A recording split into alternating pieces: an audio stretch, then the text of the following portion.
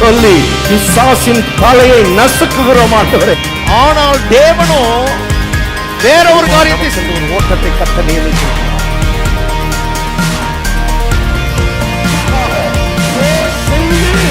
அந்த வெற்றியை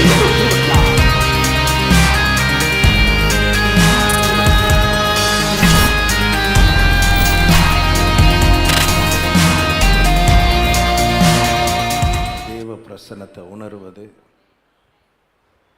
நம்முடைய ஆவிக்கு பெரிய பலன். It's a strength. நம்ம தனியாக வீட்டில் ஆராதிக்கிறோம், கர்த்தரை துதிக்கிறோம், கர்த்தருடைய பிரசன்னத்தினால அங்கே நிரப்பப்படுறோம், உண்மைதான். ஆனால் மற்ற விசுவாசிகளோடு சேர்ந்து கர்த்தரை ஆராதிக்கும்போது இறங்கி வருகிற அந்த தேவ பிரசன்னம், அது நமக்கு கொடுக்குற அந்த பலன் அதுக்கு மேட்ச் ஆகாது. அது ஒரு பெரிய பலன். அதனால தான் ஆராதனையை மிஸ் பண்ணவே கூடாது. சபை கூடி வருதலை, அதனால தான் ஆண்டவர் சொன்னார், சபை கூடி வருதலை என்ன செஞ்சிடாதீங்க, விட்டுறாதீங்க. விடுறதுக்கான சில நமக்கு டெம்டேஷன் வரலாம், ஆனாலும் விட்டுறாதீங்க. நமக்கு கூடி வர முடியாத சூழ்நிலைகள் நிறையா இப்போ எல்லாம் நமக்கு இருக்குது. ஆனாலும் கூடி வருவதற்கு ஆண்டவர் நமக்கு வாசலை திறக்கிற நேரம் ஓடி வந்துடணும். கூடி வர்றதுக்கு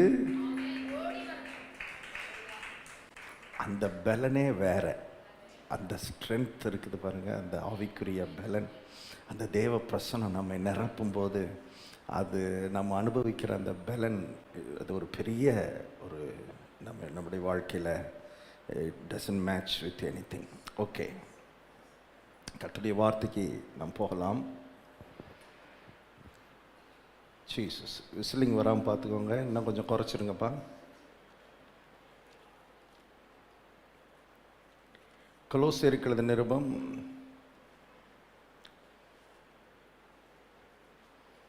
1 அதிகாரம்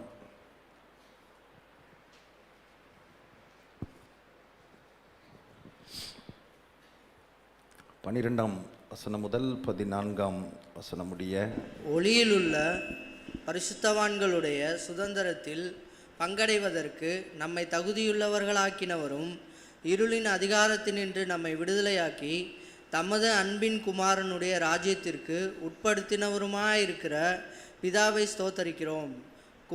குமாரனாகிய அவருக்குள் அவருடைய இரத்தத்தினாலே பாவம் மன்னிப்பாகிய மீட்பு நமக்கு உண்டாயிருக்கிறது. தேவனுடைய ராஜ்யத்தை குறித்து நாம் தொடர்ந்து ஞாயிற்றுக்கிழமைகளிலே தியானித்து கொண்டிருக்கிறோம். ஆண்டவராய் இயேசுவை சொந்த இரட்சகராக எந்த வினாடி, எந்த செகண்ட் நம்ம ஏற்றுக்கொண்டோமோ அந்த வினாடியே நம்ம ஒரு மதத்திலிருந்து இன்னொரு மதத்துக்குள்ளே வரல, ஒரு ராஜ்யத்திலிருந்து இன்னொரு ராஜ்யத்துக்குள்ளே வந்திருக்கிறோம் என்பதை மறுபடியுமாய் உங்களுக்கு ஞாபகப்படுத்துகிறேன். பிசாசின் ராஜ்யத்திலிருந்து, அந்தகார ராஜ்யத்திலிருந்து, இருளின் ராஜ்யத்திலிருந்து தேவனுடைய ராஜ்யத்துக்கு நாம் வந்துவிட்டோம். இனிமேல் ராஜ்யத்துக்குள்ளே போக போகிறதில்ல. இன்றைக்கி அநேகர் பிரசங்கம் பண்ணிக்கிட்டு இருக்கிற மாதிரி, செத்த பிறகு தான் நம்ம ராஜ்யத்துக்குள்ளே போகிறோம் அப்படின்னு அநேகர் நினைக்கிறார்கள். மரித்த பிறகு தான் நம்ம பரலோக ராஜ்யத்துக்குள்ளே போகிறோன்னு. வேதம் அப்படி சொல்லவில்லை. மரித்த பிறகு நாம் பரலோகத்துக்கு போகிறோம், பரலோக ராஜ்யத்துக்கு இல்லை. இதெல்லாம் தெளிவாய் புரிந்து கொள்ளணும் தேவனுடைய பிள்ளைகள். நாம் மரணத்துக்கு பிறகு பரலோகத்துக்கு போகிறோம், பரலோக ராஜ்யத்துக்கு இல்லை. ஆனால் இந்த உலகத்திலேயே இயேசு ஆண்டவராக ஏற்றுக்கொண்டிருந்தீங்கன்னா, இயேசுவை கர்த்தர் என்று உங்கள் வாயில் அறிக்கையிட்டு இருந்தீங்கன்னா, அறிக்கையிட்ட மாத்திரத்திலே நீங்கள் தேவனுடைய ராஜ்யத்துக்கு உள்ளே வந்து விட்டீர்கள். விசுவாசிக்க வேண்டியது மிக அவசியம். இப்போ நான் ராஜ்யத்துக்குள்ளே இருக்கிறேன், எனக்குன்னு ஒரு ராஜா இருக்கிறார், எனக்கு பின்னால் ஒரு ராஜ்யமே வேலை செய்கிறது என்கிறதையெல்லாம் நாம் விசுவாசிக்கும் பொழுதுதான் இந்த பூமியிலே நமக்கு விரோதமாக எழும்புகிற சக்திகளை நமக்கு விரோதமாக எழும்புகிற பிசாசின் ஆயுதங்களை எல்லாம் நிர்மூலமாக்குறதுக்கு விசுவாசம் மிக மிக அவசியமாக இருக்கிறது. வேதத்தில் எழுதப்பட்டிருக்கிறது, தேவனால் பிறப்பதெல்லாம் உலகத்தை ஜெயிக்கும், நம்முடைய விசுவாசமே உலகத்தை ஜெயிக்கிற ஜெயம். என்ன விசுவாசம்? நான் இப்போ இந்தியாவில் இருந்தாலும் நான் இருக்கிறது உண்மையில் இருக்கிறது, ரியலா வசனத்தின்படி நான் இருக்கிறது, தேவனுடைய ராஜ்யத்துக்குள் இருக்கிறேன். ரட்சிக்கப்பட்ட அந்த க்ஷண பொழுதிலே நாம் தேவனுடைய ராஜ்யத்தின் பங்காளிகளாய் மாறிவிட்டோம் என்று வேதம் திட்டமாய் போதிக்கிறது. இனிமேல் ராஜ்யத்துக்குள்ளே போக போகிறதில்லை, ஏற்கனவே நாம் ராஜ்யத்துக்குள்ளே வந்து விட்டோம். எல்லாரும் சொல்லுங்க, நான் தேவனுடைய ராஜ்யத்தில் இருக்கிறேன். நம்ம இனிமேல் போக போகிறதில்லை. இதெல்லாம் மனதில் ஆழமாக பதிக்கணும். ஏன்னா அருமையானவர்களே, மக்கள் தவறாய் புரிந்து வைத்திருக்கிறார்கள். ராங் அண்டர்ஸ்டாண்டிங் இருக்கிறது ராஜ்யம் என்கிற வார்த்தை. ஆகவே தான் அதை கரெக்ட் பண்ண விரும்புகிறோம். ராஜ்யம் என்பது அருமையானவர்களே, பிரிட்டிஷ்னு ஒன்று இருக்குது, ஒரு நாடு இருக்குது, அது எங்கேயோ ஒரு மூலையில் இருக்குது.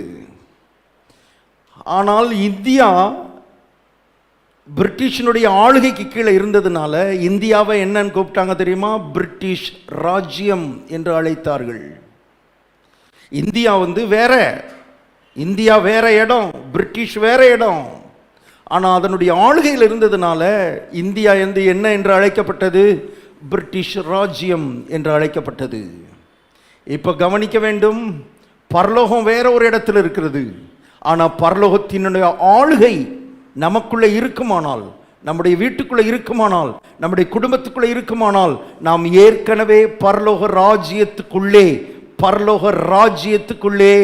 வந்துவிட்டோம்.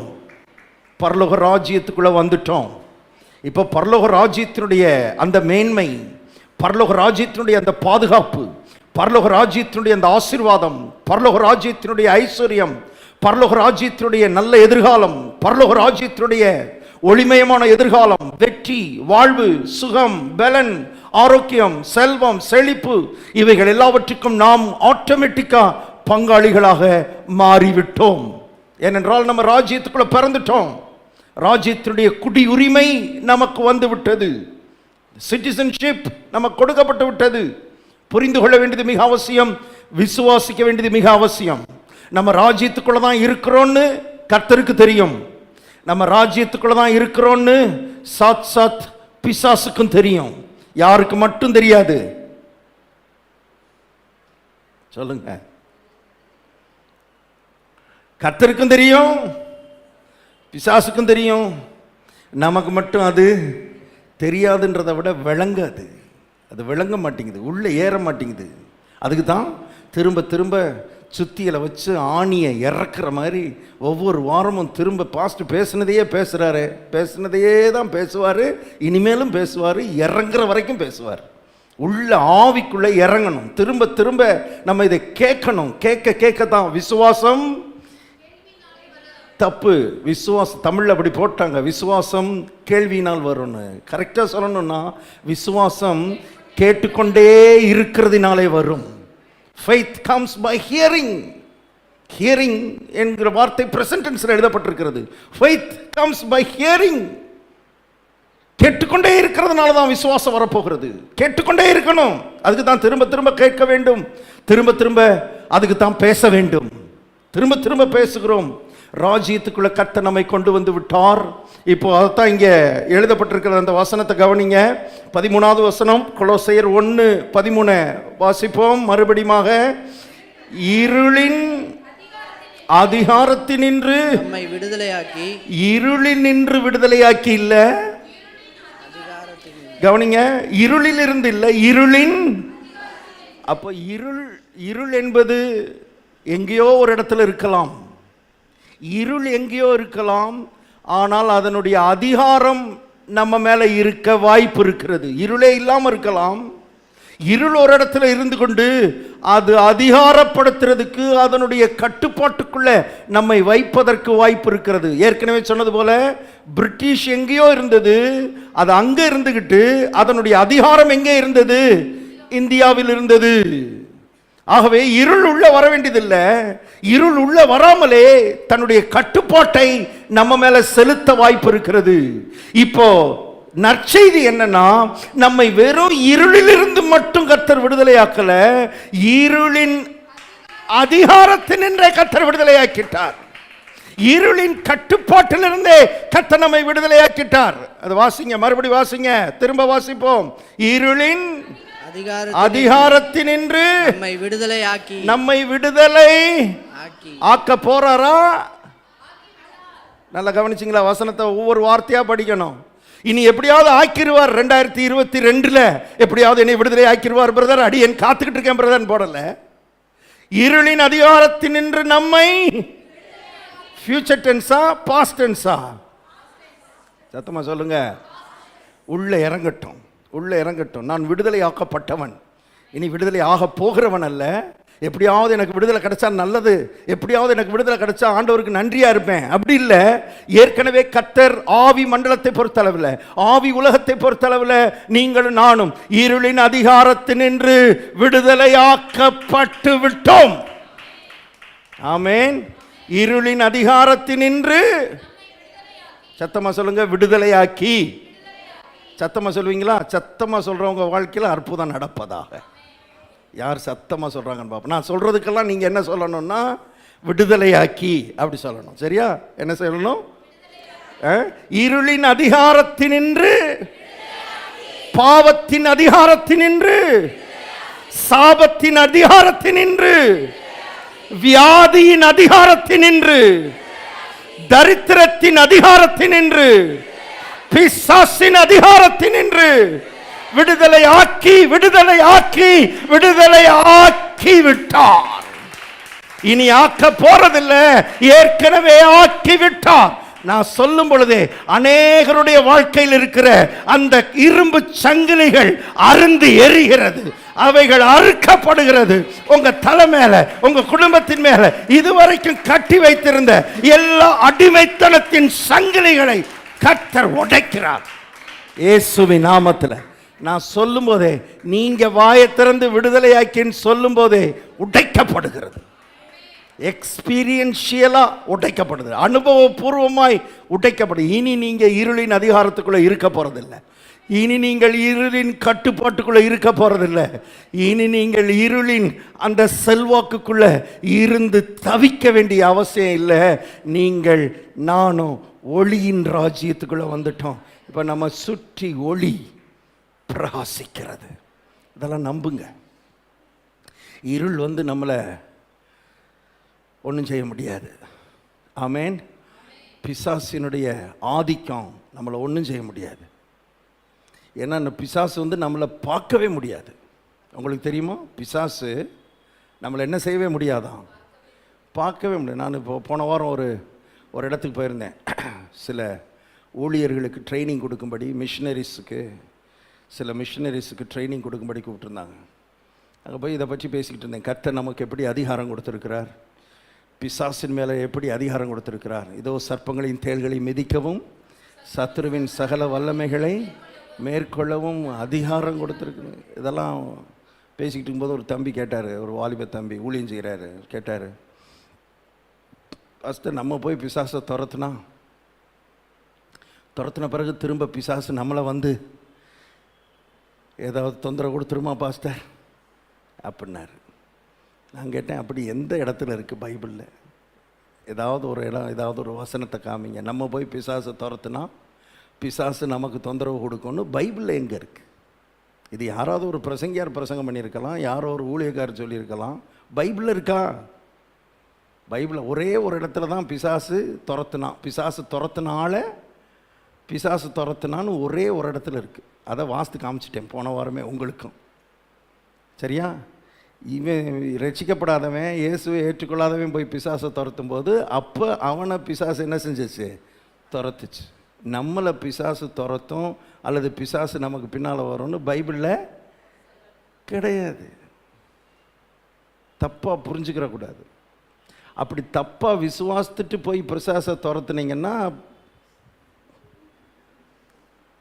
உங்கள் விசுவாசத்தின்படியே உங்களுக்கு அப்படி தப்பாக விசுவாசிக்கக்கூடாது. ராங் ஃபெய்த் இருக்கக்கூடாது. பிலீவ். எதை வசனத்தை விசுவாசிக்கணும். என்ன சொல்லுகிறது வசனம்? என்ன சொல்லுது? இதோ சர்ப்பங்களின் தேள்களை மிதிக்கவும் சத்ருவின் சகல வல்லமைகளை மேற்கொள்ளவும் உங்களுக்கு அதிகாரம் கொடுத்துருக்குன்னு சொல்லிட்டு அதோட நிக்கல. அடுத்த வார்த்தை என்னன்னா, ஒன்றும் உங்களை சேதப்படுத்த மாட்டாது. ஒன்றும் உங்களை சேதப்படுத்த மாட்டாது. தெளிவா சொல்லிட்டாரு கர்த்தர். ஒன்றும் உங்களை தொட முடியாது, உங்களை சேதப்படுத்த முடியாது. இப்போ பிசாசு நான் சொல்கிறேன் பாருங்க, நான் என் அனுபவத்தில் பார்த்துருக்கேன். பிசாசுகளை துரத்தும் போது உள்ளே பிசாசு சிலருடைய ஆவியை பிடிச்சிரும்.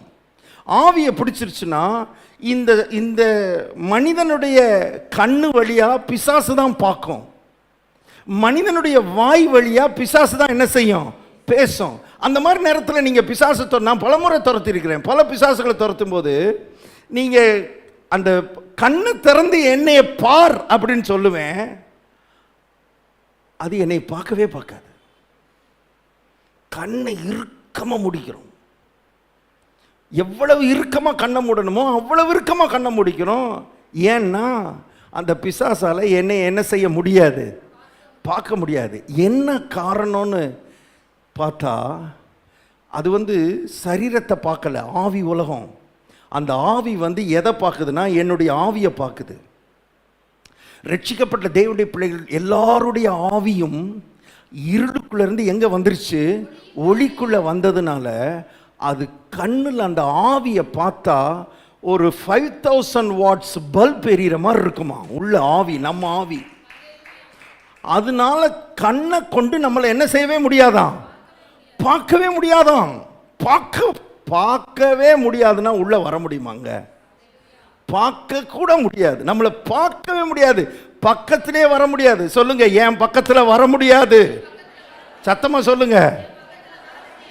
எல்லாம் இப்படி இதையும் சொல்லிட்டாங்க. சத்தமா சொல்லிடாதீங்க பிரதர், கேட்டாலும் கேட்டுருவான், அவன் கேட்டுவிட்டு வந்தாலும் வந்துடும். ஐய என்னத்தெல்லாம் நம்ம சரிப்படுத்த வேண்டியதா இருக்கு. சத்தமா சொல்லுங்க, என்கிட்ட வர முடியாது. ஆமா, நம்மகிட்ட அவனுக்கு வர்றதுக்கு அதிகாரம் இல்லை. இருளின் அதிகாரத்தினின்று நம்மை என்ன செய்து விட்டார்? விடுதலை ஆக்க போகிறார். இல்ல, ஆக்கி விட்டார். ஆக்கி விட்டார். நீங்க அத்தனை பேரும் விடுதலை ஆக்கப்பட்டவர்கள். இந்த இடத்தை விட்டு போகும்போது அப்படி போகணும், தைரியமா போகணும். நான் கர்த்தரால் விடுதலை ஆக்கப்பட்டவன், இரட்சகரால் விடுதலை ஆக்கப்பட்டவன், இரத்தத்தால் கழுவப்பட்டவன், மீட்கப்பட்டவன். விடுதலை ஆக்கி தமது அன்பின் குமாரனுடைய ராஜ்யத்துக்கு உட்படுத்த போகிறவருமாயிருக்கிற என்னங்க, இனிமேல் எப்படியாவது ராஜ்யத்துக்குள்ள போயிடலான்னு யோசிச்சுக்கிட்டு இருக்கிறது இல்ல, எப்படியாவது ராஜ்யத்துக்கு உள்ள நுழைஞ்சிடலாமான்னு ட்ரை பண்ணிட்டு இருக்கிறது இல்ல. ஏற்கனவே இயேசுவை ஆண்டவரா ஏற்றுக்கொண்ட அந்த வினாடியே கர்த்தர் நம்மை ராஜ்யத்துக்கு உட்படுத்தி விட்டார். ராஜ்யத்துக்கு உட்படுத்தி விட்டார். நீங்களும் நானும் தேவனுடைய ராஜ்யத்துக்கு உள்ள வந்துட்டோம். We are in the kingdom of God. We are in the kingdom of God. இன்னைக்கு ஒரு பாயிண்ட் தான் ஆவியானவர் உங்களுக்கு சொல்லணும்னு என்னை உணர்த்தினார். ஒரு குறிப்பை நான் உங்களுக்கு சொல்ல விரும்புகிறேன். அந்த வசனத்தில், இருளின் அதிகாரத்தினின்று நம்மை விடுதலையாக்கி தமது அன்பின் தமது குமாரனுடைய ராஜ்யத்திற்கு இல்லை, அன்பின் அன்பின்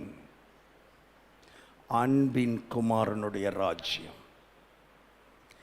இந்த ராஜ்யம் is full of love. Love. இது ஒரு அன்பின் ராஜ்யம். இது அன்பினால் இயக்கப்படுகிற ராஜ்யம். ராஜ்யத்தை குறித்தான் தொடர்ந்து கர்த்தருடைய ஆவியான நம்மோடு பேசிக்கொண்டிருக்கிறார். இன்னும் தொடர்ந்து பேச போகிறார். இது முழுக்க முழுக்க அன்பினால் நிறைந்த ராஜ்யம். அப்ப இதுக்கு முன்னால 13வது வசனம், இருளின் அதிகாரத்துக்குள்ள இருக்கிற வரைக்கும் நமக்குள்ள என்ன இருந்தது? பயம் இருந்தது. முக்கியமான சத்தியத்தை கர்த்தருடைய ஆவியானவர் இந்த காலை நேரத்தில் நம்மோடு பேச விரும்புகிறார். நம்முடைய மைண்ட் செட்டை மாற்ற விரும்புகிறார். பயம் நமக்குள்ளே இருந்தது. பயம். இன்னைக்கு பயம் இல்லை. பயத்துக்குள்ளே இருந்த நம்மை எதுக்குள்ளே கொண்டு வந்துட்டார்? அன்புக்குள்ளே கொண்டு வந்துட்டார். இப்போ பயம்னு சொல்லும்போது ஒன்றை புரிஞ்சுக்கிறணும். எல்லா மதங்களும் மனிதனை பயமுறுத்தி கொண்டுதான் இருக்கிறது, இன்க்ளூடிங் கிறிஸ்டியன் ரிலிஜியன்.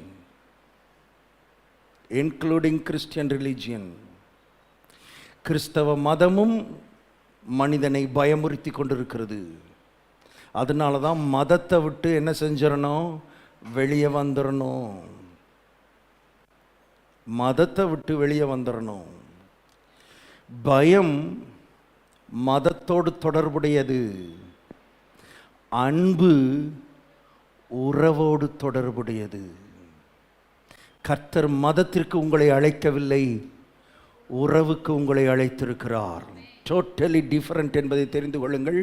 இந்த உலகத்தில் எந்த மதமும் பேசாததை கிறிஸ்து பேசிவிட்டு போயிருக்கிறார். அதனால தான் Christian life is a unique life on this planet earth. இந்த பூமியிலே தனித்துவமான வாழ்க்கை கிறிஸ்தவ வாழ்க்கை, ஆவிக்குரிய வாழ்க்கை. ஏனென்றால் it doesn't talk about any religion. இது மதத்தை குறித்து பேசவில்லை. இந்த வேதம் மதத்தை குறித்து பேசவில்லை. கிறிஸ்து மதத்தை குறித்து பேசவில்லை. மக்களை பயமுறுத்தவில்லை. மக்களை நேசிக்கிறார். அந்த நேச உறவுக்கு மக்களை அழைக்கிறார். அன்பின் உறவுக்கு மக்களை அழைக்கிறார். மதமோ மனுஷனை பயமுறுத்தி வச்சிருக்குது. பயந்து தான் செய்கிறது. எதை செஞ்சாலும் பயத்தில் செய்கிறது. எல்லா மத சடங்குகளும் பயத்தினால் முடுக்கிவிடப்படுகிறது, இயக்கப்படுகிறது. அருமையானவர்களை கவனிங்க. நல்ல மைண்டை, நல்ல அருமையானவர்களை கழுவும்படி கர்த்தருடைய ஆவியானவர் விரும்புகிறார். எல்லா மதங்களும் பயமுறுத்துகிறதை போல கிறிஸ்தவ மதமும் பயமுறுத்தி தான் மனிதனை வச்சிருக்குது. அதான் சொல்லிக்கிட்டு இருக்கிறேன். சர்ச்சுக்கு ஏன் வரணும்? ஞாயிற்றுக்கிழமை ஏன் சர்ச்சுக்கு வரணும்? சர்ச்சுக்கு போகலைன்னா கர்த்தர் நம்மளை அடித்தாலும் அடிச்சுப்படுவார். அதனால போய் ஒரு அட்டெண்டன்ஸை போட்டுட்டு வந்துடுவோம்.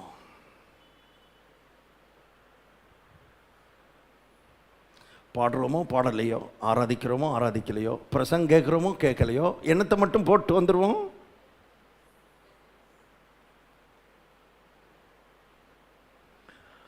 அடிக்க மாட்டார்.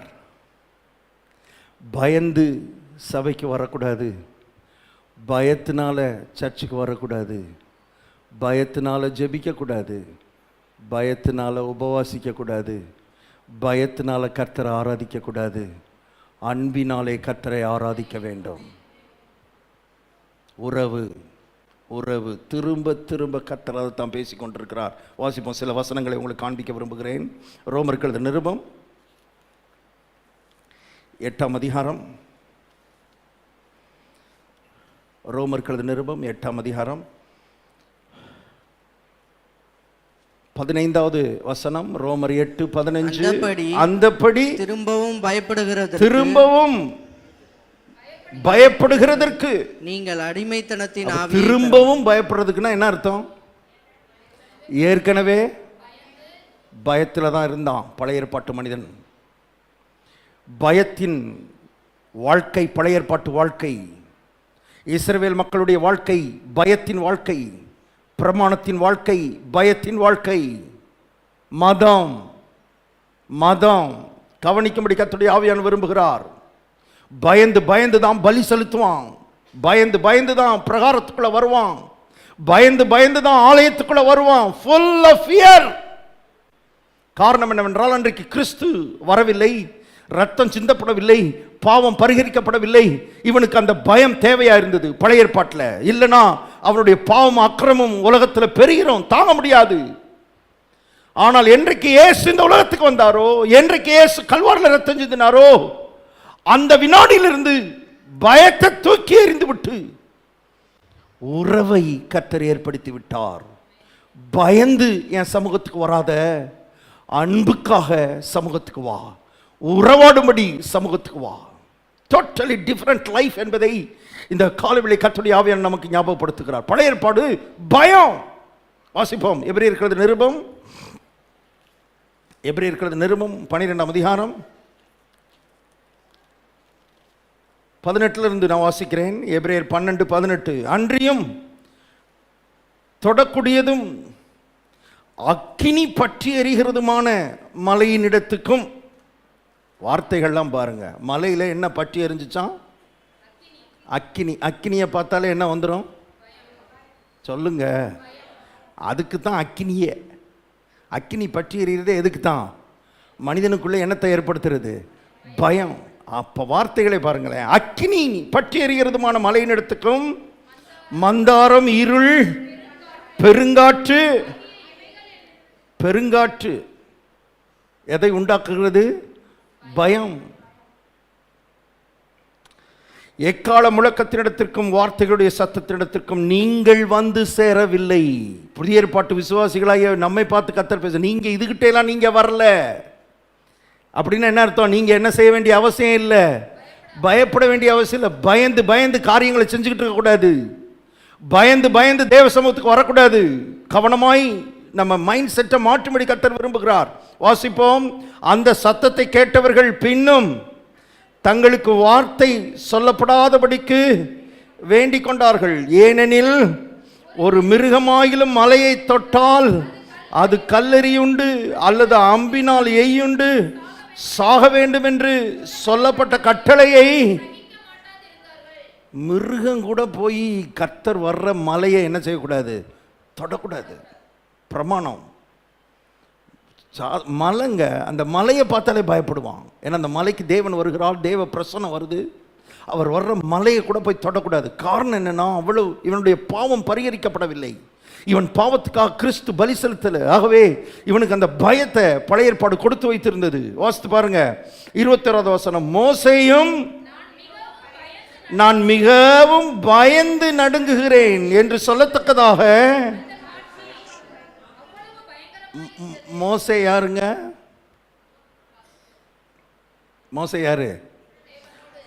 அவர் தான் சீஃப் பாஸ்டர். சீஃப் பாஸ்டர் நிலைமையே என்னன்னு பாருங்க. நான் மிகவும், இவர் அப்பப்ப தேவனை போய் பார்த்துட்டு வர்றவர், அப்பப்ப தேவனோட பேசுறவர். ஆனாலும் உள்ளத்துக்குள்ள என்ன இருந்தது? பயம். they were motivated by fear. மதம் இதைத்தான் மனிதனுக்கு செய்து கொண்டிருக்கிறது என்பதை தெரியாவிட்டால் தெரிந்து கொள்ளுங்கள். எந்த ஒரு ஆவிக்குரிய காரியத்தையும் நீங்க பயத்தினால செஞ்சீங்கன்னா you are in a religion. மதத்துக்குள்ள கிடக்குறீங்க. மைண்ட் செட் மதம். மதம். ஏன்னா நம்ம ஏற்கனவே எதுக்குள்ள தான் கடந்தோம்? மதத்துக்குள்ள தான் கடந்தோம். மதம் சொல்லி கொடுத்தது நமக்கு. வெள்ளிக்கிழமை ஆனா என்ன செய்யணும்? விளக்கு ஏத்தணும். விளக்கு ஏத்தலைன்னா என்ன நடக்குமோ தெரியாது. அதனால விளக்கு ஏத்திடுவோம் கண்டிப்பா. எதுக்கு? எது நடந்துடக்கூடாது, நமக்கு எது நடந்துடக்கூடாது. வெள்ளிக்கிழமை ஆயிடுச்சுன்னா விளக்கேத்து, மாலை போடு, பத்திய குத்து. நீ பத்திய குத்தலைன்னா அது ஏதாவது வந்து உன்னை குத்திப்பிடும். பயந்து பயந்து பயந்து பயந்து. இதான் மதம். இப்படித்தான் மதம், இப்படித்தான் மனிதனை இன்றைக்கும் அத்தனை மதங்களும் இயக்கி கொண்டிருக்கிறது. எல்லா மதங்களும் இப்படித்தான் இயக்கி கொண்டிருக்கிறது. கிறிஸ்தவ மதமும் இப்படித்தான் இயக்கி கொண்டிருக்கிறது. அநேக மத போதகர்கள் இருக்கிறார்கள், மத பிரசங்கிகள் இருக்கிறார்கள், மனுஷனை பயமுறுத்துறதுக்குன்னே இருக்கிறாங்க. மக்களை பயமுறுத்துறதுக்குனே அநேக பிரசங்கிகள் இருக்கிறாங்க. அதனால தான் எல்லா பிரசங்கத்தையும் கேட்கக்கூடாதுன்னு சொல்கிறேன். கையில் ஃபோன் இருக்குது, நெட் இருக்குது, கையில் யூடியூப் இருக்குது, ஆன்லைன் இருக்குதுன்னு எல்லா பிரசங்கத்தையும் கேட்டு கெட்டு போகாதே. உன்னுடைய நன்மைக்காக கர்த்தருடைய ஆவியானவர் சொல்ல விரும்புகிறார். அவங்களும் பைபிளை கையில் வச்சு தான் பிரசங்கம், பைபிளை கையில் வச்சு தான் எல்லாரும் பிரசங்கம் பண்ணுறாங்க. எல்லார் கையிலையும் பைபிள் இருக்குது, மதத்தை போதித்துட்டு போயிடுவான். கவனிக்கணும். இன்னைக்கு 100% பிரசங்கங்கள் மத பிரசங்கங்கள் என்பதை தெரியாவிட்டால் தெரிந்து கொள்ளுங்கள். தலையை உடைப்பார், மொட்டை அடிப்பார், ஆதரவு என்னும் கோலை அகற்றுவார், ஆகாரம் என்னும் கோலை பிடுங்கி போடுவார், காதை அறுப்பார். ஏதான் பிரசங்கம். ஒருத்தர் சொல்றாரு, ஒருத்தனும் பரலோகம் போக மாட்டான், ஒருத்தனும் என்ன செய்ய மாட்டான். ஒருத்தர் பேசுகிற, ஒருத்தனும் பரலோகம். இவர் தான் வந்து அங்கே நிற்கிற இவர் தான் வந்து ரெஜிஸ்ட்ரார் மாதிரி. யார் பரலோகம் போகணும், யார் பரலோகம் போகக்கூடாதுன்னு இவர் கையில் தான் எல்லா அதிகாரத்தையும் கர்த்தர் கொடுத்து வச்சிருக்கிற மாதிரி ஒருத்தனும் பரலோகம் போக மாட்டான்ட்டார். இதை கேட்டோடனே மக்களுக்கு என்ன உண்டாயிருது? பரலோகம் போவனா மாட்டேனா, நடக்குமா நடக்காதா? இயேசுவை ஏற்றுக்கொண்டேன், அடுத்து என்ன செய்யணும்? அடுத்து அன்பு செலுத்தணும், அவ்வளோதான். அடுத்து அன்பு செலுத்தணும். அன்பிலிருந்து எல்லாம் பிறக்கும், அன்பிலிருந்து எல்லாம் பிறக்கும். அதனால தான் கண்ட பிரசங்களையும் கேட்டு குழம்பிடக்கூடாது. நமக்கு நல்ல முதிர்ச்சி இருந்தால் பரவாயில்ல. நல்ல முதிர்ச்சி, எது தப்பு எது ரைட்டுன்னு நம்ம கண்டுபிடிக்கிற அன்னப்பறவை இல்லை. நம்ம பாலை மட்டும் எடுத்துக்கிறோம் பிரதர், தண்ணியெல்லாம் விட்டுரும், அப்படி கிடையாது. கவனமாக இருங்கள், கவனமாக இருங்கள். நல்லா இருந்துச்சு, நல்லா தான் இருக்கும். நல்லா இருக்குன்றதுக்காக எல்லா பிரசங்கத்தையும் கேட்டு கெட்டு போயிடக்கூடாது. மிகுந்த எச்சரிக்கை, மிகுந்த எச்சரிக்கையோடு அருமையானவர்களை கவனமாக ஃபோனை ஆஃப் பண்ண தெரியணும். எந்த இடம் வரும் பொழுது எங்கே வார்த்தைக்கு விரோதமாக உறவை பற்றி பேசாமல், சடங்கை பற்றி மதத்தை பற்றி பயமுறுத்துகிற மாதிரி எங்கேயாவது பிரசங்கம் நடந்துச்சுன்னா காதை பொத்துன்றேன் நான். அருமையானவர்களே, அது பிரசங்கமே கிடையாது, அது வேத போதனை கிடையாது, அது மத பிரசங்கம். ஒரு பிரசங்கத்தை கேட்டு எழும்பி போகும்போது ஒரு பயத்தோடு நீங்கள் போனீங்கன்னா மத பிரசங்கத்தை கேட்டிருக்கிறீங்கன்னு அர்த்தம். ஒரு பிரசங்கத்தை முடித்து போகும்போது உறவை குறித்து உறவோட போனீங்கன்னா இந்த வேத பிரசங்கத்தை நீங்கள் கேட்டு போகிறீங்கன்னு அர்த்தம். கவனிக்கும்படி கர்த்தருடைய ஆவியானவர் விரும்புகிறார். ஆகவே இங்கே எழுதப்பட்டிருக்கிறது வாசிப்போம் மறுபடி. ரோமர்கள் நிருபம் 8ஆம் அதிகாரம் 15வது வசனம். ரோமர் 8:10. அந்தபடி திரும்பவும் பயப்படுகிறதற்கு நீங்கள் அடிமைத்தனத்தின் ஆவியை பெறாமல். கவனிங்க, பயப்பட வைக்கிற ஆவி என்ன ஆவி? சத்தமா சொல்லுங்க. அடிமைத்தனத்தின் ஆவியை பெறாமல். நீங்க அந்த ஆவியை கர்த்தர் உங்களுக்கு கொடுக்கல. புதிய ஏற்பாடு கிறிஸ்துவுக்கு பிறகு, இயேசு ரத்தம் சிந்தின பிறகு அடிமைத்தனத்தின் ஆவியை பெறாமல் இருங்க. அப்பா பிதாவே என்ற வார்த்தை எதோடு தொடர்புடைய வார்த்தை? பிரசங்கமே முடிஞ்சிருச்சு, புரிஞ்சிருச்சு உங்களுக்கு. உறவு. பயத்தை பற்றி பேசிட்டு எதை பற்றி ஆவியானவர் பேசுகிறார் என்றால் உறவை குறித்து பேசுகிறார். ஆகவே பயமுறுத்துறதுக்கு இயேசு இங்கே வரலைங்க, பயமுறுத்துறதுக்கு வரல.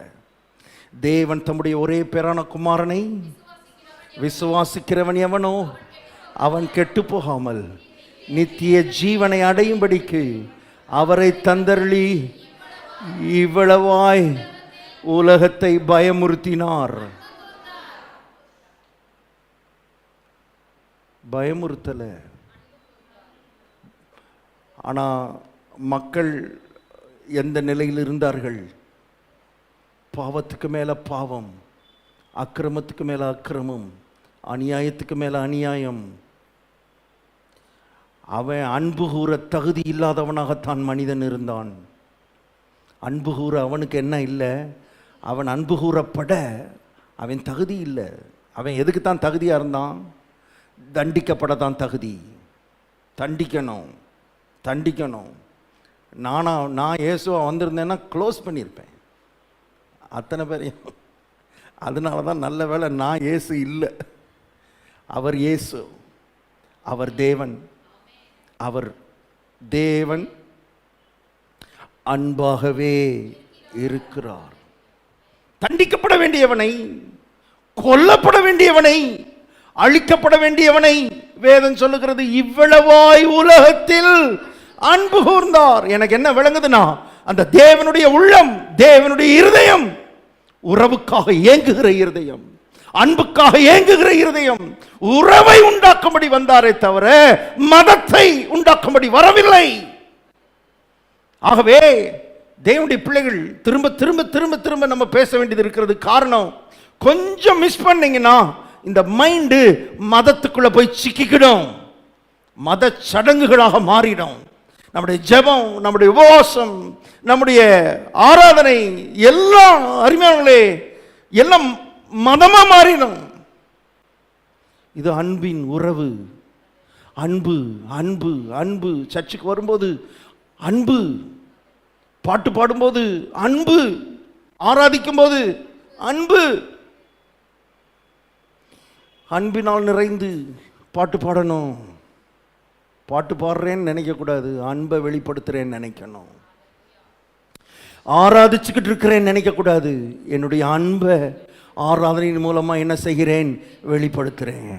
காணிக்க போடுறேன்னு நினைக்காத, காணிக்கையின் மூலமாக என்னுடைய அன்பை வெளிப்படுத்துகிறேன். தசமம் கொடுக்குறேன்னு நினைக்காத, தசமம் கொடுக்கறதின் மூலமாக என்னுடைய அன்பை வெளிப்படுத்துகிறேன். பிரசங்கம் கேட்குறேன் நினைக்கக்கூடாது.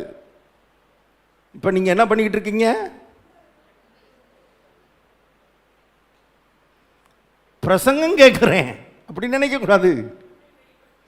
தகப்பன், என்னுடைய அன்பின் தகப்பன், அவருடைய அன்பின் உள்ளத்தை எனக்கு வெளிப்படுத்தி கொண்டிருக்கிறார்.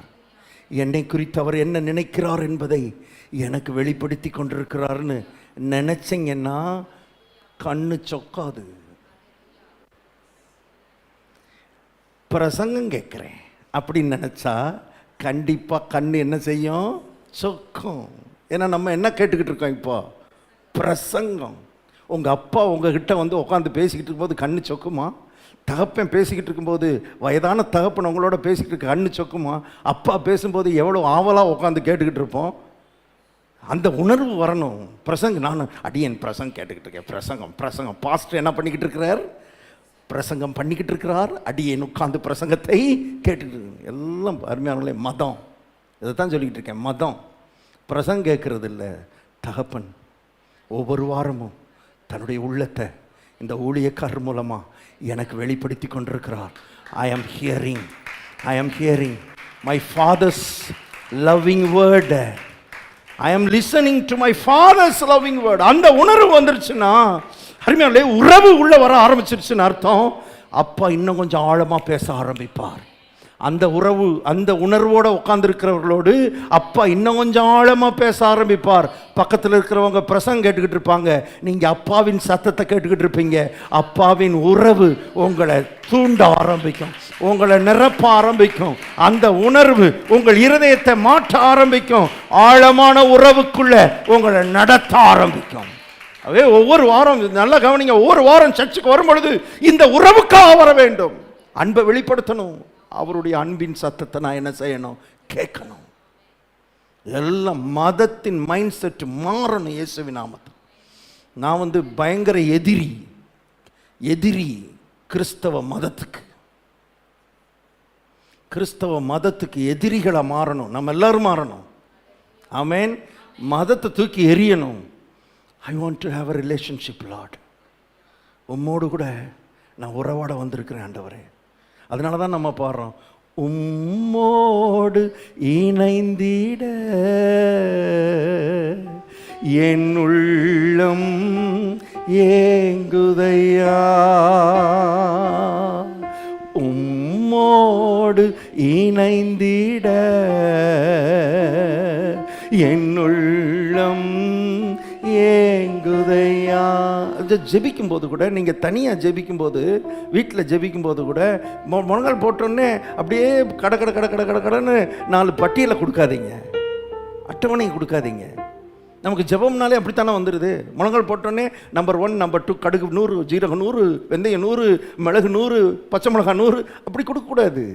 மதம் அதான் மதம்.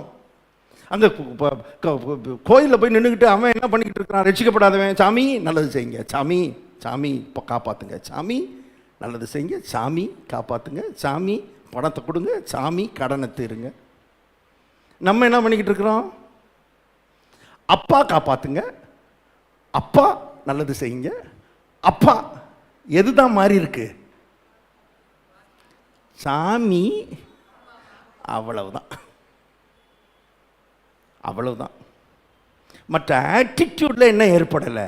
மாற்றம் ஏற்படலை. அப்பான்னு சொல்லிட்டா அப்பா கிட்ட போய் முதல்ல நல்லா இருக்கீங்களாப்பா, சாப்பிட்டீங்களாப்பா, அப்படி தானே கேட்போம் நம்ம அப்பாட்ட. நேராக எப்போ போய் அப்பாட்ட கேட்டாலும் அப்பா ஒரு 1000 ரூபா,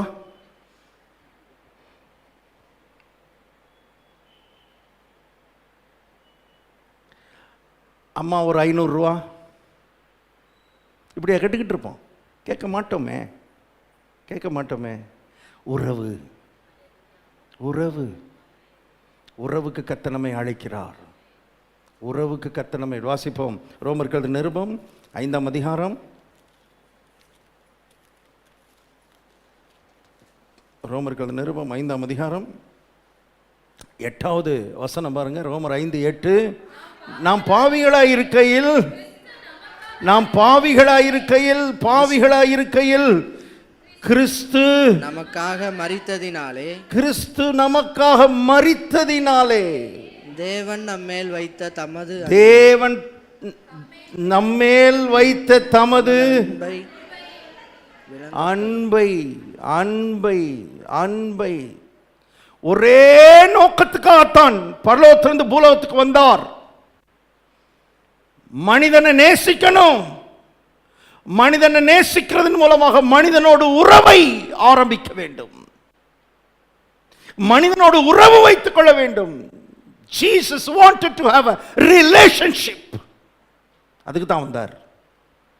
அதுக்காக உயிரை கொடுக்கணும். ரெடி ஆண்டவரே, உயிரை கொடுக்கிறதுக்கு ஆயத்தம், மரிக்க ஆயத்தம். மதம் மனிதனை பயமுறுத்தி வச்சிருக்கு. நான் வந்து பயமுறுத்த வரல, நான் அன்பு செலுத்த வந்திருக்கிறேன், அன்பை கொடுக்க வந்திருக்கிறேன். எவ்வளோ பெரிய டிரான்ஸ்ஃபர்மேஷன் நமக்குள்ள நடக்க வேண்டியது இருக்குது. மனிதனுக்குள்ள எவ்வளோ பெரிய மறுரூபம் நடக்க வேண்டியது இருக்கிறது. எவ்வளோ பெரிய மாற்றம், சேஞ்ச் நடக்க வேண்டியது இருக்கிறது. எல்லாம் பயந்து பயந்து பயந்து தான் செஞ்சுக்கிட்டு இருக்கிறான் மனிதன். கடவுள்னு சொல்லிட்டாலே அப்படியே பயம் போட்டு கலக்குது பாருங்க. அப்படித்தான் பிசாசு மனிதனை மதத்துக்குள்ள வச்சிருக்கிறான். நீங்களும் நானும் மதத்தில் இல்லை, உறவுக்குள்ளே இருக்கிறோம், ராஜ்யத்துக்குள்ளே இருக்கிறோம். இது ஒரு அன்பின் ராஜ்யம் என்பதை இந்த காலவேளை கர்த்தர் நமக்கு ஞாபகப்படுத்துகிறார். இது பயத்தின் ராஜ்யம் அல்ல. இதுக்கு முன்னால் இருந்தது பயத்தின் ராஜ்யம், இப்போ இருக்கிறது அன்பின் ராஜ்யம். வாசிப்போம் 2 தீமோத்தேயு. திரும்ப திரும்ப ஆண்டவர் அதான் எழுதி வச்சிருக்கிறார். 2 தீமோத்தேயு 1:7. 2 தீமோத்தேயு 1:7.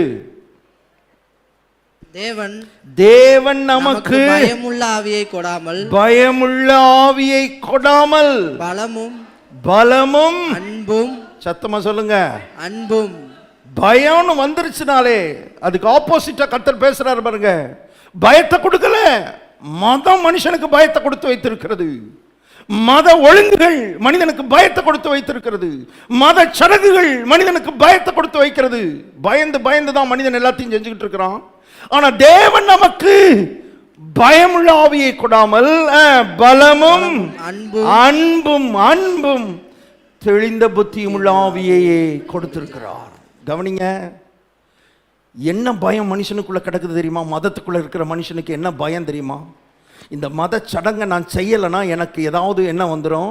ஒரு அழிவு, ஒரு கெட்டது நடக்கும், ஏதாவது சாவு வந்துடும், மரணம் வந்துடும்.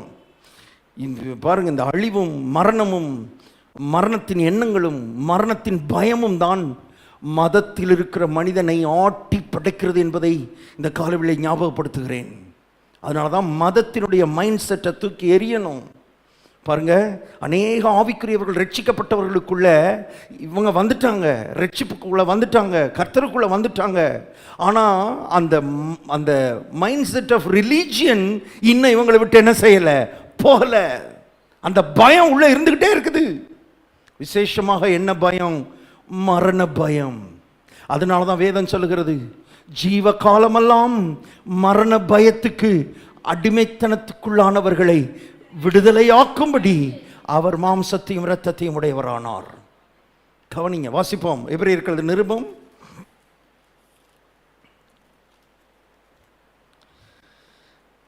2ஆம் அதிகாரம்.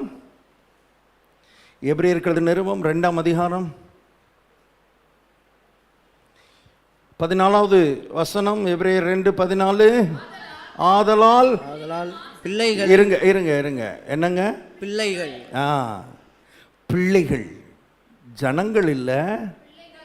பிள்ளைகள் என்கிற வார்த்தை எதை குறிக்கிற வார்த்தை? உறவு. உறவு உறவு. தேவன், நம்முடைய தேவன் பார்க்கும்போதே அப்படிதான் பார்க்குறார். இது ஜனங்கள் இல்லை, என் பிள்ளை, என் பிள்ளை. உறவுக்காக ஏங்குகிறவர், உறவை வாஞ்சிக்கிறவர், உறவாட விரும்புகிறவர். நமக்கு என்னென்னா ஒரு அட்டெண்டன்ஸை கொடுத்துட்டு வந்துடலான்னு தான் நம்ம மைண்டு இருக்குது. அவர் அட்டெண்டன்ஸ் கேட்கல, உறவை கேட்குறார், உறவை கேட்குறார். டெய்லி பைபிள் படிக்கணுமா? பைபிள் வாசிக்கணுமா? எதுக்கு? எதுக்கு? நம்ம எப்படின்னா காலையில் எழுந்திரிச்சு எல்லா வேலையும் முடிச்சுட்டு வேலைக்கு போகிறதுக்கு முன்னால் கடைசி ஐட்டம் என்னது? வேலைக்கு போகிறதுக்கு முன்னால் கடைசியாக பண்ணுறது வேக வேகமாக பைபிள் எடுத்து என்னத்தை வாசித்துருவோம்? ஒரு அதிகாரத்தை. ஏன்? பைபிள் வாசிக்காமல் வெளியே போனால் ஆக்சிடென்ட் நடந்துடும் பிரதர். அதுக்காக என்னத்தை வாசித்துருவோம்?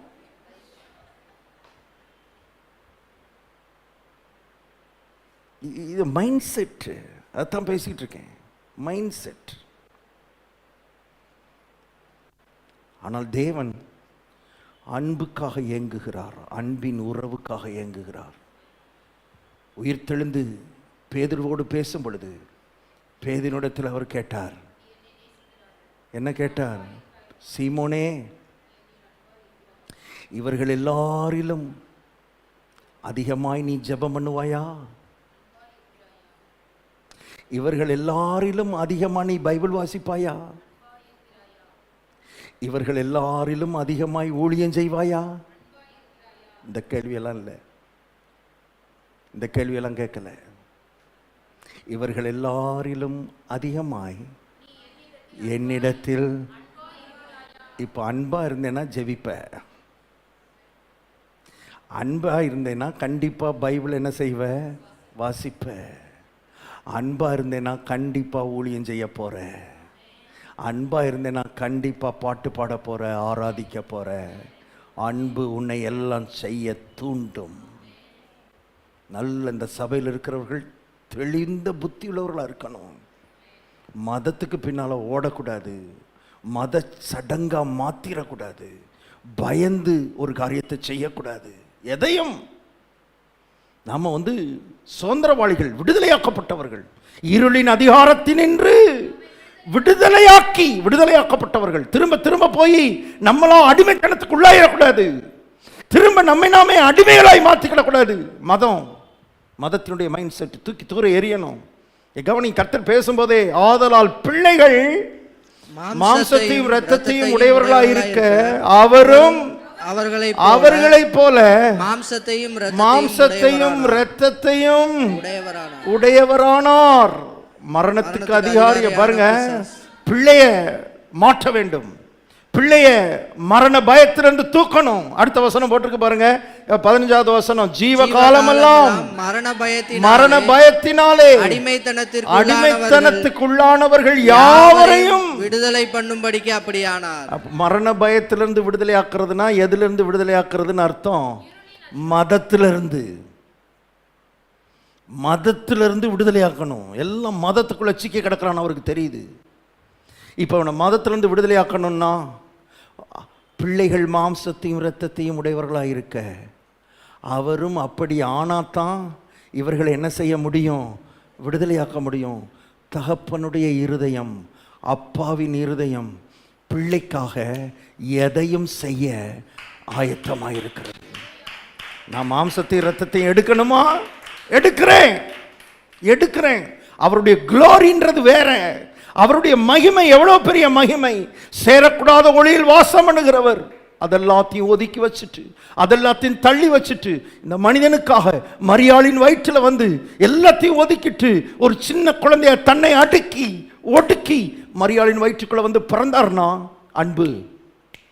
அன்பு அன்பு அருமையான தேவனுடைய பிள்ளையே, நம்மளை மீட்கணும்னா கடவுளாகவே இருந்தார்னா மீட்டிருக்க முடியாது. பரலோகத்தில் உட்காந்து 1000 அன்பின் வார்த்தைகளை பேசி மீட்க முடியாது. அன்பை காண்பிக்க வேண்டியது இருந்தது. அன்பை காண்பித்தார். பில்லி கிரஹாம் என்கிற ஊழியக்காரர் ஒரு நாள் ரோட்டில் நடந்து போனாராம். ரோட்டில் நடந்து போய்கிட்டு இருக்கும்பொழுது நல்ல வாட்ட சாட்டமான மனுஷன், பூட்ஸ் போட்டுட்டு ஷூ போட்டுட்டு ரோட்டில் நடந்து போனாராம். போகும்போது இவர் அறியாமல் ஒரு எறும்பு புத்தை மிதிச்சிட்டாராம். பாருங்க, அந்த ஷூ காலோட எறும்பு புத்தை மிதிச்சிட்டாரு. சில எறும்புகள் அது மிதித்த பிறகு தான் இவர் பார்த்தாரு. இவர் மிதிச்சதுனால சில எறும்புகள்லாம், கட்டெரும்பு இருக்குது பாருங்க, எல்லாம் செத்து போயிடுச்சு. சில எறும்புகள் உயிருக்காக போராடிக்கிட்டு இருந்தது. இவருக்கு வந்து அந்த எறும்பை இப்படி மிதிச்சிட்டனே, தெரியாமல் மிதிச்சிட்டனேன்னு இவர் பரிதாபப்பட்டு குனிஞ்சு அந்த எறும்புக்கு ஏதாவது உதவி செய்யலான்னு போய் அந்த எறும்பை தூக்கி இது பண்ணிக்கிட்டு இருந்தாராம். அது வந்து இவர் கை பக்கத்திலே வரமாட்டேங்குதான், ஓடுதான். இவர் உதவி செய்ய போனால் இவருக்கு கைக்கு பக்கத்திலே வரல, அந்த எறும்பு ஓடிச்சான். அப்போ ஆவியானவர் சொன்னாராம், அவர் கீழே உட்காந்துருக்கும் போது ஆவியானவர் சொன்னாராம், பில்லி, நீ இந்த எறும்புக்கு உதவி செய்யணும்னா நீ ஒரு எறும்பா மாறினாதான் அந்த எறும்புக்கு உதவி செய்ய முடியும். நீ இவ்வளோ பெரிய கையையும் காலையும் வச்சுக்கிட்டு அந்த எறும்புக்கிட்ட போனேன்னா நீ எறும்புக்கு உதவி செய்ய முடியாது. அதுபோல தான் உனக்கு உதவி செய்கிறதுக்காக நான் உன்னை போல கையும் காலும் உடையவனாய், மாம்சத்தையும் இரத்தத்தையும் உடையவராய் பரலோகத்திலிருந்து பூலோகத்துக்கு வந்தேன். தெரிஞ்சுக்கோ, நான் கடவுளாகவே சிங்காசனத்தில் உட்காந்துருந்தேன்னா செய்ய முடியாது. நான் உன்னை போல மாறி உனக்கு உதவி செய்யும்படி உன்னை போலவே மாறினேன். காரணம் என்னவென்றால் ஓ மேலே நான் வைத்த அன்பு. உன்னை பயமுறுத்துறதுக்கு நான் வரல. பாருங்க, பயமுறுத்தணும்னா அப்படியே கடவுளாகவே இறங்கி வந்திருப்பார். அப்படியே மேலேருந்து கீழே இறங்கி வந்திருந்தாருன்னு வைங்க, எல்லாம் அவ்வளோதான்.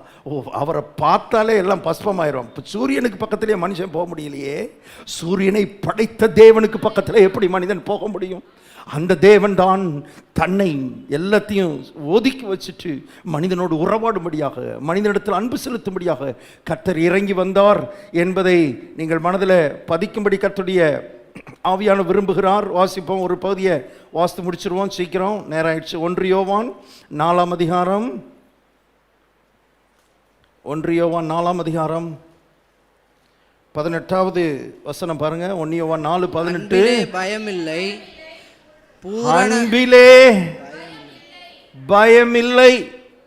இப்ப இருங்க, அன்புன்ற வார்த்தைக்கு பதிலாக என்ன போடலாம்? உறவு. பயம்ன்ற வார்த்தைக்கு பதிலாக என்ன போடலாம்?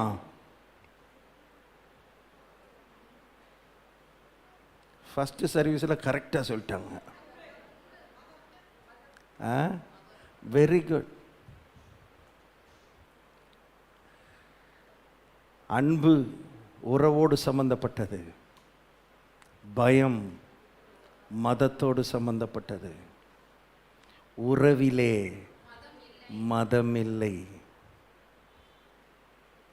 மதமில்லை. ஜெபிக்கும்போது அருமையானவர்களே, தனியாக ஜெபிக்கும் பொழுது உறவாடுங்கள். அப்பாவோட பேசுங்க, அப்பாவை நேசிங்க, அப்பாவின் அந்த கல்வாரின் அன்பை நினைங்க. நான் சொல்கிறேன், நான் அடியேன் இன்னைக்கு 7லேருந்து 7:30 வரைக்கும் அடியேன் என்ன செய்ய போகிறேன்? ஜெபிக்க போகிறேன். என் ஜெப நேரம். அது மதம். நாங்கள் 5 நேரம் தொழுவோம். அது என்னது? மதம். இது 5 நேரம் 6 நேரம் இல்லை. நாங்கள் பாத்திரம் விளக்கும்போது கூட கர்த்தரை ஆராதிப்போம். ஏன்னா அப்பாவோட தானே பேச போகிறோம். பாத்திரம் விளக்கிட்டு அப்பாவோட பேசலாம்ல. பாத்திரம் விளக்கிட்டே அப்பாவோட பேசலாம், துணி துவைச்சிக்கிட்டே அப்பாவோட பேசலாம், வண்டியில் போயிட்டு அப்பாவோட பேசலாம். ஏன்னா we are in a relationship. We are not in a religion, we are in a relationship. ஒரு totally different lifestyle. இது முழுக்க முழுக்க வித்தியாசமான ஒரு வாழ்க்கை முறைக்கு கர்த்தர் நம்மை அழைக்கிறார். கர்த்தர் நம்மை அழைக்கிறார். சிலருக்கு ஜெபம்னாலே ஏற்கனவே சொன்னது போல ஜெபம்னாலே பட்டியலை கொடுத்துட்டு வரணும். பட்டியல் கொடுக்கறது இல்லை. ஜெபம்னாலே உறவு. இன்னைக்கு வெள்ளிக்கிழமை ஆயிடுச்சு, அடியன் என்ன செய்ய போகிறேன், இன்னைக்கு வெள்ளிக்கிழமை என்ன செய்யணும், நான் உபவாசம் இருக்கேன், ஃபாஸ்டிங். வெள்ளிக்கிழமையும் உபவாசம் இருக்கலாம், திங்கக்கிழமை என்ன செய்யலாம். இது உபவாசம் இல்லை. உபவாசம் அப்படியே சாப்பிடாம அப்படியே கிடக்கிறேன் பிரதர், கிடக்கிறது இல்லை. பாருங்கள், நேற்று ரூம்குள்ளே போய் காலையில் சாப்பிட்டுட்டு ரூம்குள்ளே போய் இதெல்லாம் தியானம் பண்ண ஆரம்பித்தேன். இந்த வார்த்தைகளை தியானம் பண்ண சாப்பிட்ற மனசே இல்லாமல் போச்சு, சாப்பிட்ற விருப்பம் இல்லாமல் போச்சு, பசியே இல்லாமல் போச்சு. மத்தியானம் சாப்பிடவே இல்லை, சமைச்சு வச்சுட்டாங்க. இன்னைக்கு ஃபாஸ்டிங், சமைக்காத அப்படிலாம் நான் சொல்லலை. ஏன்னா நான் ஃபாஸ்டிங் இருக்கணும்னு நினைக்கல. இதுக்குள்ளே போனேன், எனக்கு சாப்பிட்ற நினைவே இல்லாமல் போச்சு. 4 மணிக்கு என் மனைவி வந்து கூப்பிட்டா சாப்பிடுங்கன்னு. பசிக்கலை. இதான் உறவு. இந்த உறவுக்குள்ளே வரும்படி கர்த்தர் நம்மை அழைக்கிறார். இப்படிப்பட்ட உறவு. இங்கே உபவாசம் இருக்கா? இருக்கு. உபவாசம் விரதம் மாதிரி இல்லை. வெள்ளிக்கிழமை ஆனால் நாங்கள் விரதம் தான் பிரதர், சாப்பிட மாட்டோம், அது இல்லை. கர்த்தரோட உறவாட போகிறோம். எங்களை அறியாமல் நேரம் போகிறதே தெரியாமல், பசியும் எடுக்காமல், சாப்பிட்டு நேரம் கூட தெரியாமல், அப்படி ஒரு வாழ்க்கை முறைக்கு தான் கர்த்தர் நம்மை அழைக்கிறார். To you understand? உங்களுக்கு புரியுதா நான் சொல்கிறது? உங்களுக்கு புரியுதா? அப்படின்னா பாஸ்டர், கர்த்தருக்கு பயப்படும் பயம் நமக்கு வேண்டாமா? கர்த்தருக்கு பயப்படணும்னு போட்டிருக்கேன். அது கடைசியில் சொல்கிறேன். இதை முடிச்சிடுவோம். இதை சொல்லி தான் முடிப்பேன். 18வது வசனம் பாருங்கள். அன்பிலே பயமில்லை, பூரண அன்பு பயத்தை, பூரண அன்பு, பூரண உறவு மதத்தை புறம்பே தள்ளும். உறவுக்காக உள்ள வந்துட்டீங்கன்னா மத சடங்குகளை தூக்கி போயிடும். ஆங்கிலத்தில் எழுதப்பட்டிருக்கிறது perfect love. ஒரு translation, perfect love expels fear out of door அப்படி போட்டிருக்கு. பூரண அன்பு பயத்தை வந்து கதவுக்கு வெளியே எரிஞ்சிருமா. உள்ள தேவ அன்பு உள்ள நிரப்பும் போது, தேவனை நம்ம நேசிக்க ஆரம்பிக்கும் பொழுது, உறவாட ஆரம்பிக்கும் பொழுது, பயத்துக்கு அங்கே இடமே கிடையாது. கவனிங்க, அடிச்சு போடுவாரோ, குத்தி போடுவாரோ, வெட்டி போடுவாரோ, என்ன பண்ணுவாரோ, ஏது பண்ணுவாரோ. அருமையானவர்களே, மதம் பாருங்க, பயமானது வேதனை உள்ளது அப்படின்னு இந்த டிரான்ஸ்லேஷனில் போட்டாங்க. இன்னொரு டிரான்ஸ்லேஷனில் தமிழில் இந்த பொது மொழிபெயர்ப்புன்னு சொல்கிறாங்களே, அந்த பொது மொழிபெயர்ப்பில் வாசிக்கிறேன். அந்த வார்த்தை ரொம்ப அழகாக எழுதப்பட்டிருக்கிறது. அன்பில் அச்சத்திற்கு இடமில்லை. அதான் இங்கே என்ன போட்டிருக்கு, அன்பிலே பயமில்லைன்றதா. அங்கே என்ன போட்டிருக்குன்னா, அன்பில் அச்சத்திற்கு இடமில்லை, மாறாக நிறை அன்பு அச்சத்தை அகற்றிவிடும். அதாவது பூரண அன்பு பயத்தை புறம்பே தள்ளும். அதான் இங்கே போட்டு, நிறை அன்பு அச்சத்தை அகற்றிவிடும். இப்போ கவனிங்க, இந்த பயமானது வேதனை உள்ளதுன்னு போட்டிருக்கு பாருங்க. அதை எப்படி மொழிபெயர்த்துருக்குறாங்கன்னா, அச்சத்தில் தண்டனை உணர்வு அடங்கியுள்ளது. அச்சத்தில் என்ன உணர்வு அடங்கியுள்ளதா? அதைத்தான் இவ்வளோ நேரம் பேசிகிட்டு இருக்கேன். மதம் என்பது நம்மளை செய்ய எல்லா ஆன்மீக காரியங்களை, ஆவிக்குரிய காரியங்களை செய்ய வைக்கிறதுக்கு என்ன உணர்வை கொடுத்து தான் செய்ய வைக்குது? தண்டனை உணர்வு. தண்டனை, தண்டிச்சிருவார், அடிச்சிருவார், வெட்டிடுவார், குத்திடுவார். அதைத்தான் இங்கே எழுதப்பட்டிருக்கிறது. அந்த பயத்தை தான் எழுதப்பட்டிருக்கிறது. அன்பு வந்துருச்சுன்னா அந்த தண்டனை உணர்வை கொடுக்கிற அச்சம் நம்மை விட்டு வெளியே போயிடும். ஏன்? காரணம் என்ன? எல்லா மதங்களும் நீ தண்டிக்கப்படுவாய், நீ தண்டிக்கப்படுவாய்னு பேசும் பொழுது இந்த சத்திய வேதம் வேற மாதிரி பேசுகிறது. என்ன பேசுகிறது? வாசிப்போம். இந்த வேதம் என்ன பேசுகிறது? ஏசாயா ஒரு 5 நிமிஷம் லேட் ஆனாலும் பரவாயில்ல. ஏசாயா 53ஆம் அதிகாரம் 5வது வசனம் பாருங்க. ஏசாயா 53:5. நம்முடைய மீறுதல் நிமித்தம் அவர் காயப்பட்டு இருங்க. நம்முடைய மீறுதல் நிமித்தம் யார் காயப்படணும்? நாம் தான் காயப்பட வேண்டும் என்று எல்லா மதங்களும் போதித்துக் கொண்டிருக்கிறது. கவனிங்க, எல்லா மதங்களும் அதைத்தான் போதிக்கிறது. நம்முடைய மீறுதல் நிமித்தம் நாம் காயப்பட வேண்டும். ஆனால் அந்த சத்திய வேதம் சொல்லுகிறது, யுனிக் வேர்ட் ஆஃப் காட் சொல்லுகிறது, த யுனிக் பைபிள் சொல்லுகிறது, நம்முடைய மீறுதல் நிமித்தம் இன்னொருவர் காயப்பட்டார். காரணம், நம்ம மேல அவர் வைத்த அன்பு. அன்பு அன்பு பொங்கட்டும். நான் சொல்றேன், இந்த காலவெளியில அன்பு பெருகட்டும். தேவ அன்பு நம்முடைய உள்ளத்தை பெருக்கட்டும், உள்ள ஊற்றாக பொங்கட்டும். நம்முடைய மீறுதல் நிமித்தம் அவர் காயப்பட்டு நம்முடைய அக்கிரமங்கள் நிமித்தம் அவர் நொறுக்கப்பட்டார். எல்லா மதங்களும் சொல்லுகிறது, நம்முடைய அக்கிரமங்கள் நிமித்தம் நாம தான் நொறுக்கப்படணும், நாம் தான் நொறுக்கப்பட வேண்டும் என்று எல்லா மதங்களும் போதித்துக் கொண்டிருக்கிறது, இன்க்ளூடிங் கிறிஸ்டியன் ரிலிஜியன். கிறிஸ்தவ மத போதகர்களும் தான் சொல்லிக் கொண்டிருக்கிறார்கள். தெரியாவிட்டால் தெரிந்து கொள்ளுங்கள், நீ அக்கிரமம் செஞ்சிட்ட, நீ தான் நொறுக்கப்படணும்னு எல்லா மதங்களும் போதித்துக் கொண்டிருக்கும் பொழுது சத்திய வேதம் சொல்லுகிறது, நம்முடைய அக்கிரமங்கள் நிமித்தம் அவர் நொறுக்கப்பட்டார். காரணம் என்னன்னா, நம்ம மேல அவர் வைத்த அன்பு. அன்பு. கவனிங்க, இவ நமக்கு சமாதானத்தை உண்டு பண்ணும் ஆக்கினை தண்டனை அவர் மேல் வந்தது. தண்டனை அவர் மேல் வந்தது. தண்டனை அவர் மேல் வந்தது. ஆகவே ஒரே தப்புக்கு 2 பேர் தண்டிக்கப்படக்கூடாது. ஒரு தப்புக்கு ஒரு தண்டனை ஒருத்தருக்கு கிடைக்கணும். நம்ம பண்ண தப்புக்கு அவர் தண்டிக்கப்பட்டு விட்டார். இப்போ நாம் தண்டிக்கப்பட வேண்டிய அவசியம் இல்லை. தண்டனையை குறித்த அச்சம் நமக்கு தேவையில்லை. என்ன செய்வாரோ, ஏது செய்வாரோ, எனக்கு என்ன தண்டனை கிடைக்குமோ, இந்த மனப்பான்மையோட நம்ம கிறிஸ்தவ வாழ்க்கை வாழ்ந்தோம்னா we are in a religion. வடிகட்டின மதம். அதான் வடிகட்டின மதம்.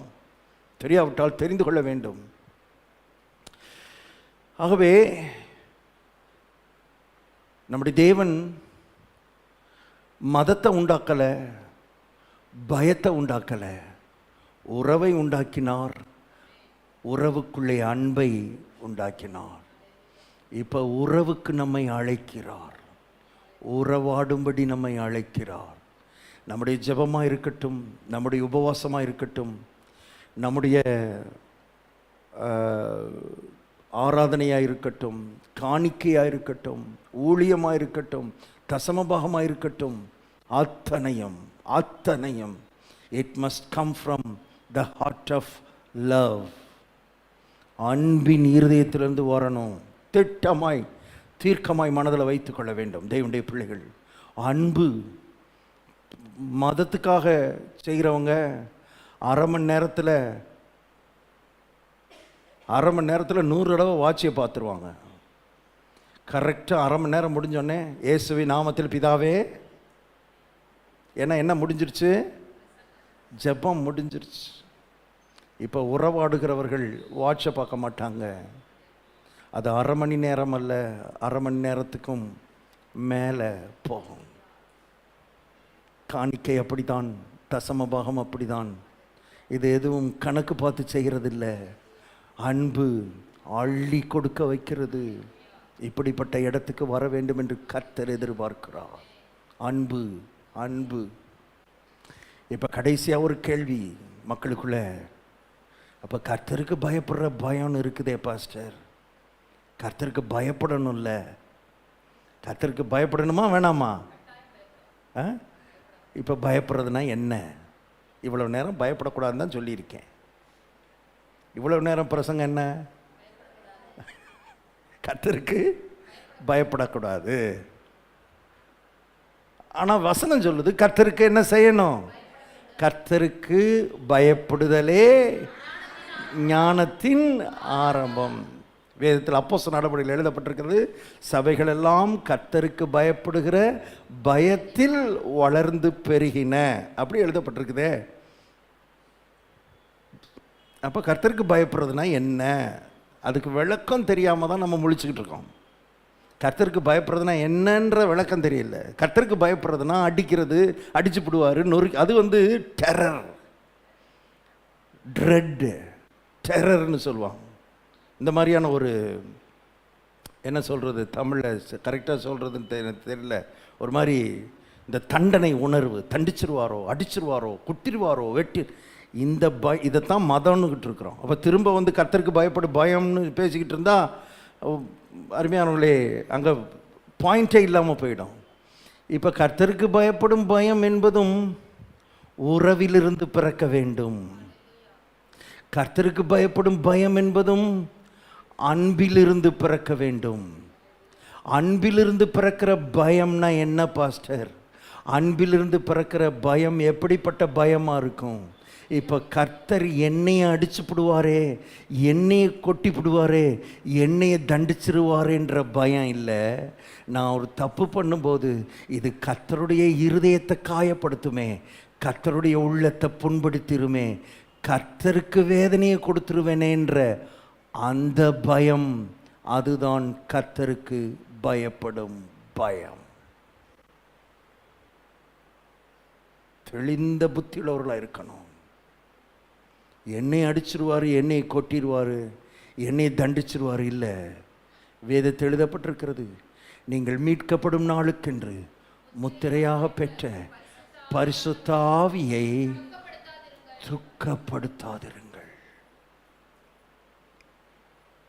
இப்போ நம்மெல்லாம் வளர்ந்துட்டோம், பெரிய ஆளாயிட்டோம். ஆனால் நம்ம அப்பா அம்மாவுக்கு பிடிக்காத நம்ம என்ன செய்ய மாட்டேங்கிறோம். ஏன்?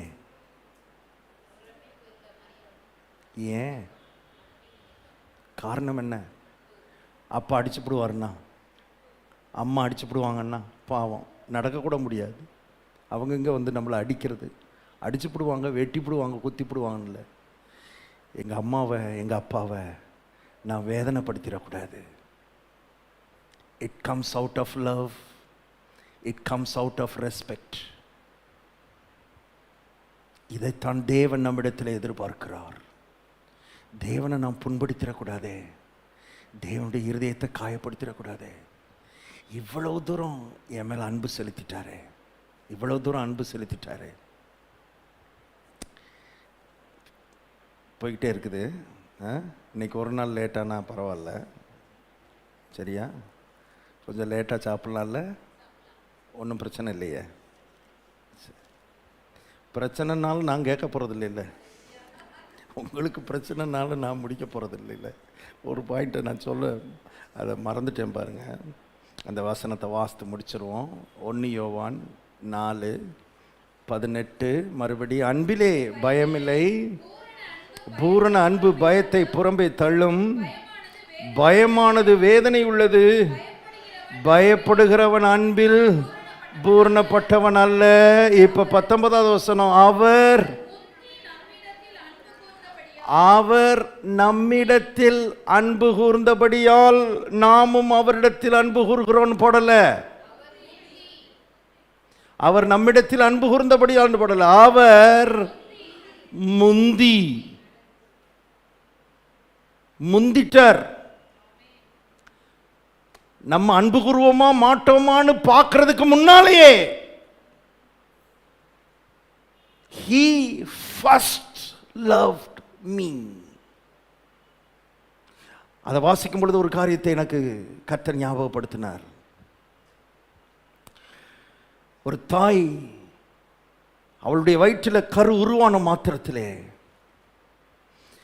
அந்த கருவுக்காக வாழ ஆரம்பிக்கிறாள், அந்த குழந்தைக்காக வாழ ஆரம்பிக்கிறாள். அந்த குழந்தையை நேசிக்க ஆரம்பிக்கிறாள். இப்போ வயிற்றில் இருக்கிற குழந்தை இந்த தாய்க்கு திரும்ப ஒன்றையும் கொடுக்க போறதில்ல, எந்த அன்பையும் திரும்ப கொடுக்க போறதில்ல, எதையும் செய்ய போறதில்லை. ஆனாலும் இவள் அந்த குழந்தையை என்ன செய்கிறாள்? நேசிக்கிறாள், அன்பு செலுத்துகிறாள். நிற்க முடியல, உட்கார முடியல, நடக்க முடியல, படுக்க முடியல, சாப்பிட முடியல, சாப்பிடாம இருக்க முடியல, தூங்க முடியல, தூங்காம இருக்க முடியல. பயங்கரமான வேதனை, பயங்கரமான கஷ்டம். ஆனா அதன் மத்தியிலும் she loves that child. ஏன்?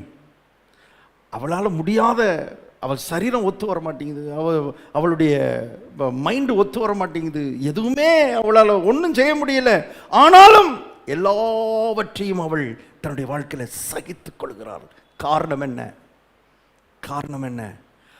அவளுடைய ஃபோக்கஸ் எல்லாம் முழுக்க முழுக்க அந்த குழந்தை, அந்த குழந்தை.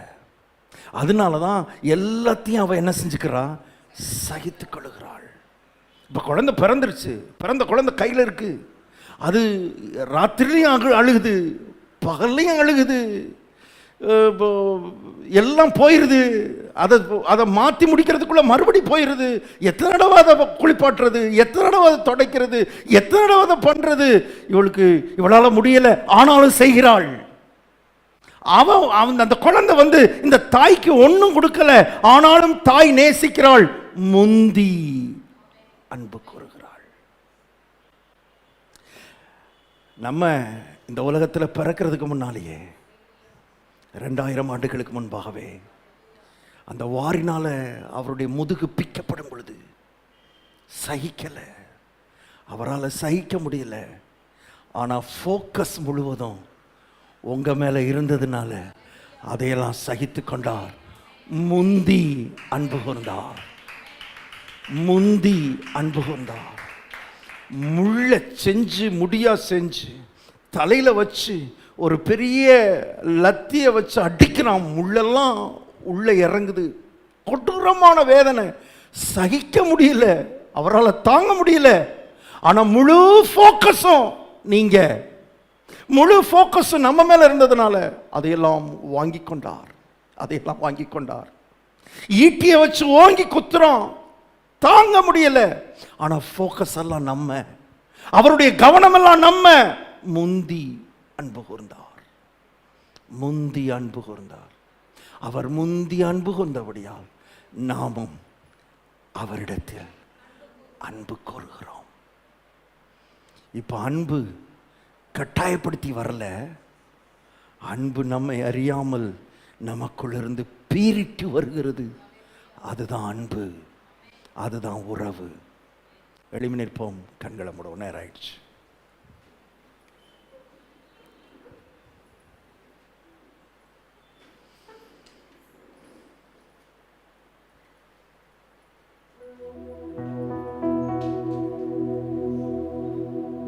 இந்த அன்பை வெளிப்படுத்தின, முந்தி அன்பு கூர்ந்த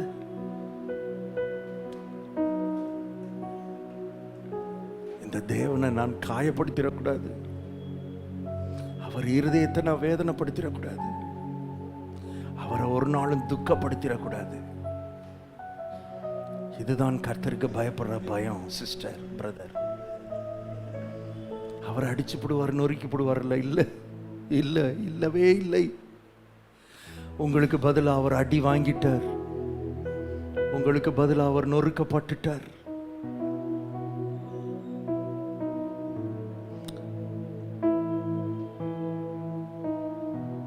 ஜீசஸ்.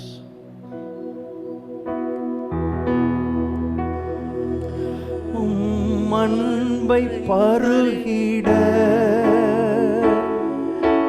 ஓடோடி வந்துள்ளே, அன்பை பருகிட ஓடோடி வந்துள்ளே, உம்மாக மாறிட உலகை மறக்கிறே, உம்மாக மாறிட